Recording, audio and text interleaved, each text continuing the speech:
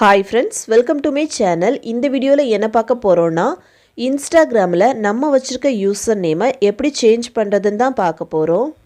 Okay friends, இந்த video first time பார்க்குறீங்கன்னா மறக்காமல் சப்ஸ்கிரைப் பண்ணுங்கள். பக்கத்தில் பெல் ஐக்கான் இருக்கும், அதையும் கிளிக் பண்ணுங்கள். அதோட ஆளுங்கிற ஆப்ஷனை எனேபிள் பண்ணுங்கள்.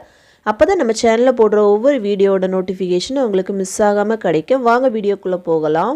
ஃபஸ்ட்டு இன்ஸ்டாகிராம் ஆப்பை ஓப்பன் பண்ணலாம். நெக்ஸ்ட்டு இந்த பேஜில் கீழே ரைட் சைடில் இருக்கிற ப்ரொஃபைல் ஐக்கானை கிளிக் பண்ணலாம்.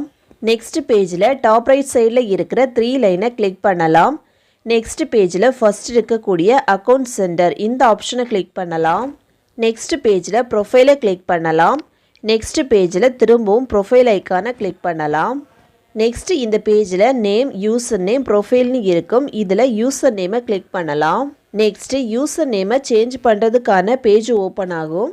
இதில் யூசர் நேமை சேஞ்ச் பண்ணலாம். இந்த காலத்தில் சேஞ்ச் பண்ண போகிற யூசர் நேமை என்டர் பண்ணலாம். யூசர் நேம் என்டர் பண்ணதுமே க்ரீன் டிக் காமிக்கும். அப்படி காமிச்சா இந்த யூசர் நேமை நீங்கள் யூஸ் பண்ணலாம். சப்போஸ் நீங்கள் கொடுக்குற யூசர் நேமை வேறு யாராவது வச்சுருந்தாங்கன்னா இதில் க்ரீன் டிக் காமிக்காது. அந்த யூசர் நேமை நீங்கள் யூஸ் பண்ண முடியாது.